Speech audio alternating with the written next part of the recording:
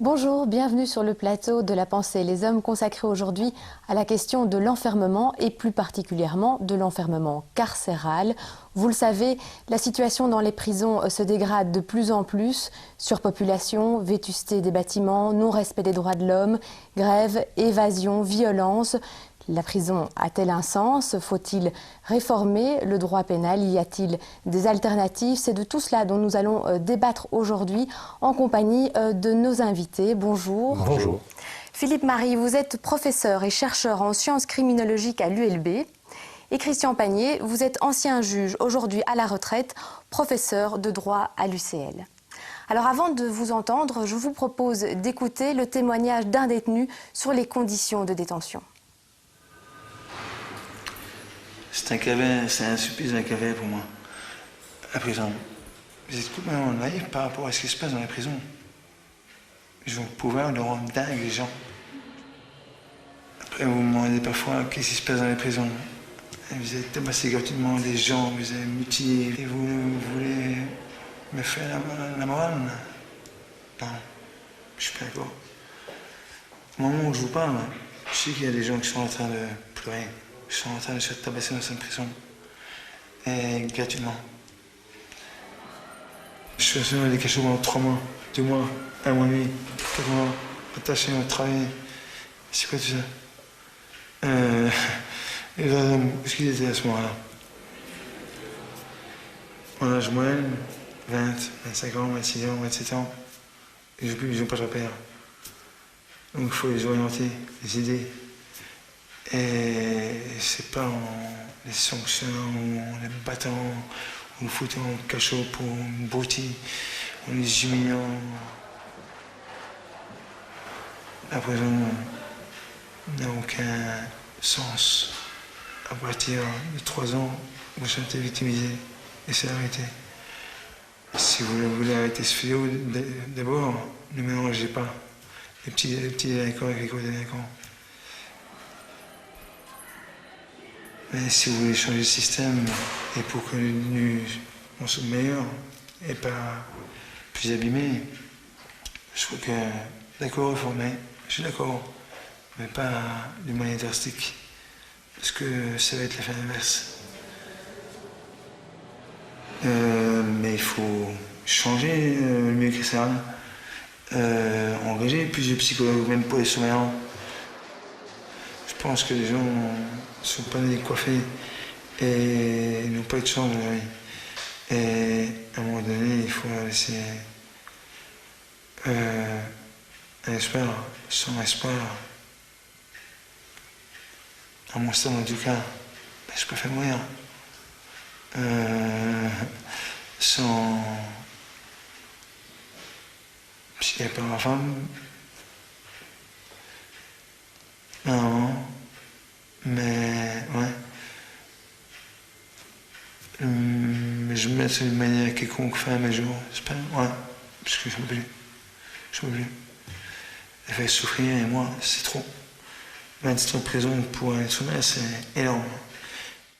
Alors ce témoignage est-il marginal? On est évidemment bien loin de ce cliché de l'hôtel 4 étoiles. Hein. Vous le savez comme moi, dans des prisons qui sont conçues pour un détenu, 9 mètres carrés, se retrouvent souvent 3 personnes.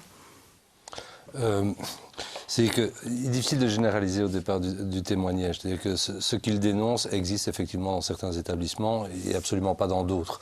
Mais de manière générale, ce que je retiendrai du témoignage, c'est le fait qu'il montre bien que la privation de liberté aujourd'hui est accrue par une série d'autres souffrances, quelle que soit la manière dont les gens la vivent, alors que normalement, la punition, c'est la privation de liberté et rien que la privation de liberté.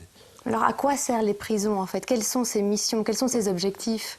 Quand on les a imaginés tels qu'on les connaît aujourd'hui, c'est-à-dire il n'y a pas si longtemps que ça, hein, 2 siècles en gros, on disait isoler, neutraliser, mettre à l'écart, ok, bon, ça en principe quand ils y sont c'est fait, pour autant qu'ils y restent ou qu'ils s'en échappent pas, de permettre la réinsertion, de l'intéresser, et troisièmement aussi permettre qu'il s'amende, c'est-à-dire qu'en sortant, il est bien compris qu'il ne recommence pas. Il faut bien constater que les 2 dernières missions, les prisons telles que nous les connaissons, c'est absolument pas ça, du tout, du tout, du tout, et que politiquement on ne fait rien, quoi qu'on dise, pour que cela soit réinsérant, pour que cela soit amendant, Ça reste donc un lieu de parquage de gens qu'on met temporairement à l'écart de la société. Parce qu'on ne fait pas des voix en prenant la suppression des prisons, parce que dans un pays comme la Belgique, on est quand même souvent en campagne électorale. Je pense qu'il y a de cela, et puis aussi cette tendance qu'a l'honnête citoyen à se dire s'ils sont là, c'est qu'ils l'ont bien mérité, ce qu'ils ont fait est plus ou moins tellement grave qu'après tout, pourquoi est-ce qu'on leur donnerait du 4 étoiles et Dieu si ce n'en est pas, même quand on est dans un établissement dit moderne. Parce que je rappelle qu'on se trimballe encore avec quelques prisons du 19e qui sont absolument sordides. Hein. On est en dessous du traitement inhumain et dégradant, ou largement au-delà. Donc, les politiques, ils préfèrent vendre des discours victimières ou victimisants, parce que c'est à la mode, parce que désormais, la victime est une espèce carrément de mention sur une carte d'identité. Hein. On voit ça à la télé. Un tel victime. C'est devenu un statut, ça. Oui, c'est oublié aussi que certains détenus sont d'anciennes victimes aussi. Oui, et que souvent, ils sont détenus parce qu'ils sont quelque part aussi victimes d'un certain nombre de dysfonctionnements qui sont de l'ordre personnel, familial, sociétal. Ouvrez des écoles ou fermerez des prisons, dans nos bons pays, on fait l'inverse. Et parfois, c'est la même personne qui fait les deux. Alors, les conditions de détention sont terribles, on l'a entendu, mais aussi pour les agents pénitentiaires, c'est extrêmement difficile de pouvoir faire son travail correctement, dans des conditions optimales. Et donc, avec le Centre d'Action Naïque, on a dénoncé en fait ce glissement qui est en train de s'opérer vers le secteur privé qui s'occuperait en fait de la gestion de certains établissements. Est-ce que là, finalement, on ne met pas à mal le pouvoir régalien de l'État ? C'est-à-dire qu'il y a dans le master plan et le projet de construction de nouvelles prisons, effectivement, des partenariats publics-privés que l'on a connus dans d'autres pays. Mais pour l'instant, à ma connaissance, il n'a jamais été question de confier les missions de garde au secteur privé. Ça reste là bel et bien une mission régalienne qui n'est remise, à nouveau à ma connaissance, en question par personne. Ceci étant, vous avez tout à fait raison de pointer le fait que les conditions de travail des surveillants sont particulièrement difficiles et elles l'étaient jusqu'il y a peu encore plus par manque de formation. Il faut savoir que la formation des surveillants jusqu'il y a quelques années était vraiment réduite à la portion congrue, que les exigences de qualification se limitaient à un diplôme d'école primaire. Et tout cela a heureusement été revu, mais cela, évidemment, pour cette génération de surveillants, a aggravé la situation, puisqu'ils sont lancés dans un milieu qu'ils ne connaissent pas, auquel ils n'ont pas été préparés, et cela peut, avec les conditions de détention qu'on connaît, expliquer un certain nombre de comportements tout à fait inappropriés. On va reparler de ce master plan, mais avant toute chose, je vous invite à regarder ce second reportage qui traite des alternatives à la prison. Donc les maisons de justice sont implantées dans chaque arrondissement judiciaire. Il y en a 28 pour tout le pays. En maison de justice, on travaille à la fois sur le volet pénal, donc le suivi d'auteurs d'infractions, ou alors dans un volet civil, plus orienté vers l'accueil des victimes, mais aussi dans le cadre de l'exercice de l'autorité parentale. Et on exerce aussi un accueil social de première ligne. Et donc là, on a environ 75 000 personnes par an qui sont suivies en maison de justice. En général, on se situe soit avant la prison, soit après la prison, à travers des mesures comme les alternatives à la détention préventive, la probation, ou en fin de parcours, libération conditionnelle, libération dans le cadre d'une surveillance électronique. Il y a le Centre national de surveillance électronique et le service du service public fédéral justice qui s'occupe de la mise en œuvre et du suivi des surveillances électroniques. Donc le service est centré ici à Bruxelles. Il s'occupe de près de 4000 personnes qui doivent aller en surveillance électronique. Ce sont des personnes qui sont condamnées à de la prison ferme. Et donc on a en permanence environ 1000 personnes en surveillance électronique.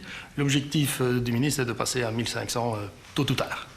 Mais au domicile des justiciables sous surveillance électronique, il y a le bracelet électronique que l'on met autour de la cheville. Une fois qu'il est clipsé, il ne peut plus être ouvert et il fera des alarmes si on le touche. Ensuite, il y a le box, qu'on appelle le box, qui est aussi au domicile de la personne et qui communique avec la centrale ici et qui nous envoie régulièrement, plusieurs fois par minute, un signal en nous disant qu'il est bien à portée du bracelet électronique. Si le bracelet électronique s'éloigne parce que la personne est autorisée à quitter le domicile, eh bien nous avons une alarme disant que le bracelet vient de s'éloigner de son rayon d'action. Si on touche au box ou si on essaie de déplacer le box, on a aussi une alarme. Donc vous voyez, c'est un circuit complet. En ce qui concerne le désengorgement des prisons, je ne pense pas que les alternatives y contribuent de manière significative. Chaque fois qu'on diversifie l'arsenal des possibilités au niveau pénal, on voit qu'il y a davantage de demandes de la part des autorités judiciaires. Par exemple, en 2002, on a eu la loi sur les peines de travail autonome. 500 peines de travail autonome ont été effectuées dans la communauté. L'année dernière, on en a eu 10 000. Et la population pénitentiaire, pendant le même temps, n'a pas cessé d'augmenter. Et on voit qu'il n'y a pas de lien de cause à effet entre les deux. Effectivement, il faudra avoir une refonte globale de la vision que l'on a de la justice dans le fonctionnement du pays. Il y a un rapport récent de la Cour des comptes qui est vraiment très très éclairant à ce sujet, qui s'est basé sur les 15 dernières années de mesures qui ont été prises pour répondre à la surpopulation et qui met vraiment en lumière la nécessité de reposer le problème dans son ensemble. Ainsi, l'un des plus importants organes de contrôle de l'État belge constate que la surpopulation carcérale génère des conditions de vie inhumaines pour les détenus et un mauvais environnement de travail pour le personnel pénitentiaire. De plus, elle entrave la mise en œuvre de la politique pénitentiaire. De mon point de vue, c'est un rapport qui va faire date, qui apporte un éclairage qui est plus large que simplement la surpopulation, qui est un problème dramatique en Belgique, mais qui repositionne également les problèmes des alternatives, les problèmes de la création de capacités, la question de la détention préventive, la question de comment le code pénal a-t-il été conçu, comment est-ce qu'on s'en sert aujourd'hui, et qui dit vraiment très très concrètement que si on ne met pas ensemble tous les interlocuteurs autour de la table, on n'arrivera pas à une solution. Alors vous l'avez entendu, mettre tout le monde autour de la table, ça évidemment tout le monde est d'accord, mais que penser du master plan prison, ce qui a déjà été en tout cas envisagé par les précédents gouvernements et l'actuel, je vous le rappelle, c'est censé résoudre les problèmes de surpopulation et de vétusté des bâtiments, avec d'ici 2016, 45 prisons et centres fermés pour la Belgique. Ça ne va absolument pas résoudre le problème. D'abord parce que, tout simplement, le jour où on aura ouvert toutes ces prisons, la population aura déjà dépassé le nombre de cellules supplémentaires. Donc il faudra continuer à construire. Et ça renvoie bien au problème qu'on a soulevé dès l'annonce de ce master plan, à savoir, enfin, quand je dis on, c'est des universitaires, le Conseil de l'Europe, d'autres organes de contrôle, à savoir que plus on construit, plus on remplit. Et donc on est dans une fuite en avant qui ne fait que renforcer le rôle central pris par la prison. Mais tout le monde, en ce compris d'ailleurs au sein de l'administration pénitentiaire, qui connaît un peu la question, s'accorde pour dire qu'on est là en train de dépenser des sommes folles. On cite un chiffre qui va de 500 millions à 1 milliard d'euros, des sommes folles, rien qu'en bâtiment. On ne parle même pas de l'entretien des détenus par la suite, inutilement, et que d'autres voies politiques seraient de loin préférables à celle qui a été choisie. C'est votre sentiment également ? Oui, mais cela suppose qu'il y ait un véritable débat de fond, de type politique sur ce sujet, c'est-à-dire que le politique accepte de débattre d'une question qui n'est peut-être pas vendeuse, notamment sur le plan électoral. Alors, on s'interroge aussi sur les décisions qui ont été prises. On le sait, il y a cette prison aux Pays-Bas, à Tilburg, qui accueille des francophones qui ne sont pas encadrés dans leur propre langue, qui sont séparés de leur famille. Et on sait très bien l'importance de garder ce lien avec la famille dans le processus de réinsertion. On parle aussi de ce projet à Arun, donc de fermer les prisons bruxelloises, Berkendal, Forêt, Saint-Gilles, et de construire une grande prison. Et là aussi, dans le milieu carcéral, les universitaires, les juges, les professeurs, tout le monde s'accorde à dire que construire une énorme prison, c'est finalement retomber dans les dérives que l'on connaît actuellement. C'est l'illustration parfaite de ce que j'appelle le paradigme carcéral. On ne parvient pas à penser au plus fort de nos esprits, voire de nos cœurs, la répression de la délinquance autrement qu'en termes d'emprisonnement. Thierry Lévy, dans une interview récente à Libération, disait « Nous avons tous une prison dans notre tête ». Eh bien, c'est bien le problème. C'est qu'on nous a fourré dans la tête, parce que c'est purement idéologique, ça. L'idée que répression égale prison. Non, non et non. Il faut renverser le système, il faut tourner le sablier pour repenser les choses autrement. La prison, à l'extrême limite, rarissime. Il faudrait enfermer. On ne fait qu'en ouvrir. Et comme disait Mark Twain, quand vous ouvrez une prison, vous êtes sûr que vous ne la refermerez jamais. Alors pourquoi cette inflation du carcéral et finalement qui se retrouve dans ces prisons? Parce que quand on regarde les chiffres, on est inquiet en fait, on se rend compte que se trouvent dans ces prisons des personnes qui n'ont rien à y faire. L'inflation carcérale, elle est causée... Donc l'inflation carcérale d'abord c'est quoi? C'est le fait que la population carcérale augmente plus rapidement que la démographie d'un pays. Hein, donc, parce qu'on pourrait très bien avoir un pays où la population explose et alors là, assez logiquement, on aurait plus de détenus. Alors, la première cause, c'est la détention préventive. Et ça 35%, c'est ça, hein, 35%. On est environ un tiers de prévenus dans notre pays. Donc, on est dans le top 5 des pays européens de ce point de vue-là. Et ça permet alors de répondre aussi à l'autre question, qui se retrouve là. Il y a énormément de personnes qui sont en préventive pour des questions liées aux stupéfiants. Et on peut démontrer, et récemment un sociologue l'a fait, on peut démontrer l'inutilité de cette détention lorsqu'on sait que 80% des personnes qui sont placées en détention préventive uniquement pour des faits de stupéfiants sont libérées au départ de la détention préventive. Donc, elles ne sont pas libérées parce qu'elles ont ensuite subi une condamnation. On lève le mandat d'arrêt. Donc, on voit bien là l'inutilité de cette forme de détention pour ce type de personnes. Et donc, déjà là, la question du contentieux des stupéfiants est une voie à suivre pour désengorger les prisons. La deuxième cause de l'inflation, c'est l'allongement des peines, soit que les magistrats sont plus sévères, soit qu'on cumule un certain nombre de peines. Et la troisième cause, c'est les libérations qui sont de plus en plus tardives. Et là, on a un problème très particulier depuis 1997 avec l'affaire Dutroux et de Rochette, c'est le fait que l'on libère de plus en plus tardivement les internés et la population d'internés en Belgique. C'est 10%, je pense, dans les prisons. 10%, mais elle a été multipliée par 2 de 1997 à aujourd'hui. Donc on a là une véritable explosion. Donc, revoir la loi sur la détention préventive, très humaniste, très généreuse, on la doit à cet immense bonhomme qui est Roger Lallemand, mais pas assez de limites, et donc des juges d'instruction qui sont eux-mêmes aussi partis presque automatiquement dans ce réflexe. Problème, difficulté, prison quelques jours, hein, ça va lui faire de l'effet. Bon, parfois ça en fait quand c'est court. Short, sharp, shock 10, les Américains. Mais dès que ça se prolonge, c'est en général contre-productif. Première chose, changer cette loi pour que les juges d'instruction soient tenus davantage en laisser en quelque sorte pour ne pas abuser de cette détention préventive. Interner en prison, c'est un scandale inimaginable. Et pourtant, il existe, n'est-ce pas? Voilà des gens qui, par définition, ne sont pas responsables puisqu'ils n'ont pas la faculté mentale pour l'aide. Voilà des gens qui doivent être, dit la loi, soignés. Et voilà des gens pour lesquels il n'y a pas de place pour les soigner. Mais on se fout de qui? Je vous propose de voir justement le point de vue d'un juge d'instruction et d'un avocat.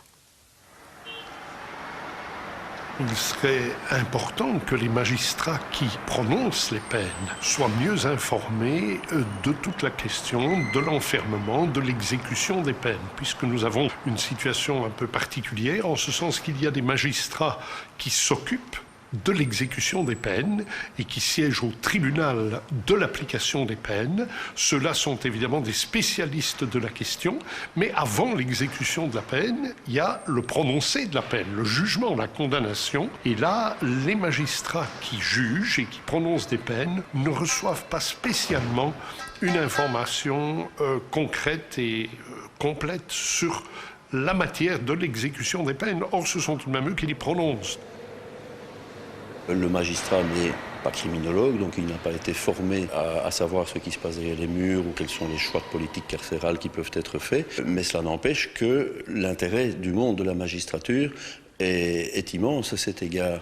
Il est évident que quand on est dans sa salle d'audience et qu'on condamne à une peine, on ne le fait pas sans tenter d'imaginer quel va être l'effet de cette peine, la manière dont cela va être vécu, ressenti par la personne condamnée et quels seront les effets aussi bien sous l'angle, par exemple, du risque de récidive.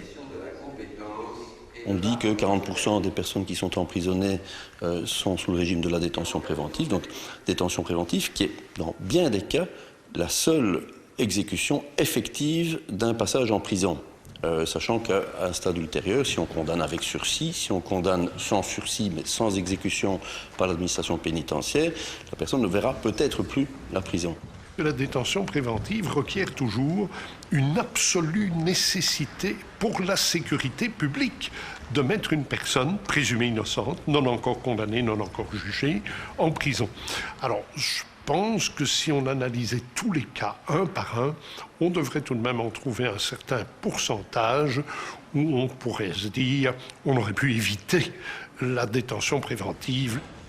On impute généralement la surpopulation pénitentiaire en grande partie à ce facteur-là. Moi, je crois qu'il faudrait que le législateur se penche un petit peu sur la question pour venir dire au juge d'instruction dans quel cas il faut recourir à la détention préventive, dans quel cas il ne faut pas le faire, mais au regard des critères actuels de la loi, j'ai le sentiment que les juges d'instruction jouent le jeu. L'enfermement, d'une manière générale, est une chose horrible et qu'il faut donc toujours chercher toutes les autres solutions possibles, toutes les autres solutions alternatives à l'enfermement. Les conditions d'exécution des peines d'emprisonnement sont très rudes, très difficiles et à certains moments à la limite de ce qui est tolérable sur le plan des droits de l'homme. Vous savez qu'il existe des rapports qui émanent des autorités du Conseil de l'Europe qui indiquent que derrière les murs de nos prisons, il y a des comportements qui sont inhumains et dégradants que les personnes qui sont condamnées ou qui sont détenues préventivement dans notre pays ont à se plaindre. Donc c'est effectivement très préoccupant aussi pour les magistrats, bien entendu. Alors on l'a entendu, les droits de l'homme ne sont pas respectés. Pourtant, il y a une loi, la loi de principe votée en 2005, la fameuse loi Dupont, qui n'a jamais été complètement appliquée d'ailleurs et qui est souvent dénoncée par les syndicats. On se le disait tout à l'heure, finalement, on détricote là quelque chose et il y a un danger. Ah oui, tout à fait. Mais c'est même pas qu'elle n'est pas entièrement appliquée, elle n'est même pas entièrement entrée en vigueur.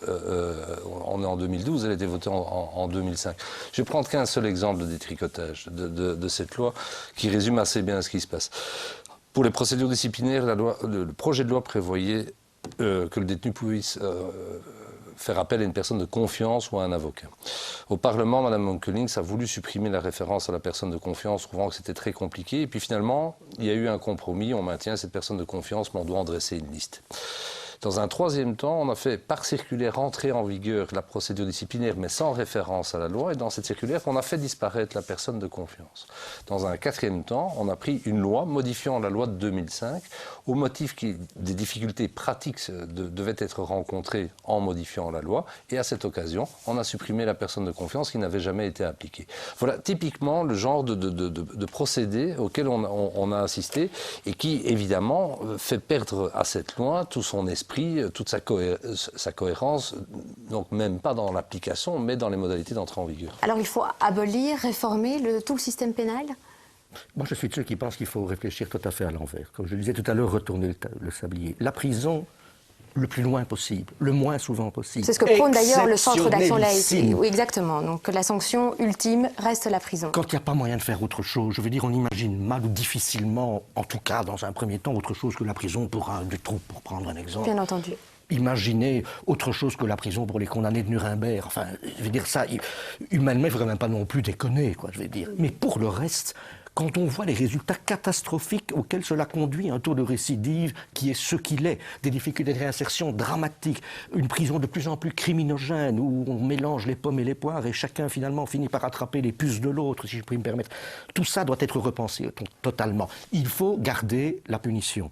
Il faut exceptionnellement garder l'enfermement. Mais pour la majorité des punitions, il faut être créatif, inventif. Les alternatives, c'est bien, il faudrait que ça devienne la règle. Et qu'on ne dise plus alternative à la prison, parce que ça veut dire qu'on pense toujours d'abord en référence prison, prison, prison, comme the modèle pour la faire. Non, multiplier en évitant les effets d'extension du filet, parce que comme le disait tout à l'heure Madame De Vos, les peines alternatives, ça n'a pas vidé les prisons, ça a frappé davantage de gens, parce qu'on a diversifié l'éventail et on a continué à s'en servir pour aérer tous azimuts, si je puis dire, aérer.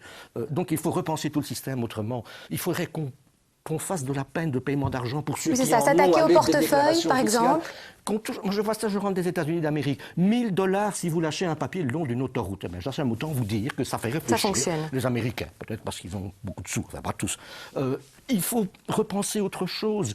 Il faut repenser de l'éducatif. Il faut que la prison disparaissent, mais que les autres peines deviennent des vraies peines réinsérantes. Ça, c'est, à mon sens, l'essentiel. Sinon, ça restera le miroir maudit de nos sociétés, comme le disait Roger Lallemand, je le cite encore, parce qu'il a bien vu ces questions. Et donc, je pense que si on ne fait pas l'effort de ce travail-là, on va droit au mur. Au fond, moi, j'ai l'impression que dans cette matière, comme en tant d'autres, les décisions politiques, c'est il n'y a pas de pilote, il n'y a pas de plan de vol, et on ne sait pas où l'avion doit aller atterrir. Mais des solutions existent et j'ai quand même envie de le dire parce que cette émission touche malheureusement déjà à sa fin et je pense que vous avez déjà pas mal donné de pistes de réflexion tous les deux. En tout cas, je vous remercie pour votre participation aujourd'hui. Et si la question vous intéresse, je vous invite à vous procurer l'ouvrage L'enfermement, un choix de société en question. C'est un outil de réflexion que vous pouvez vous procurer à l'adresse qui s'affiche en bas de votre écran.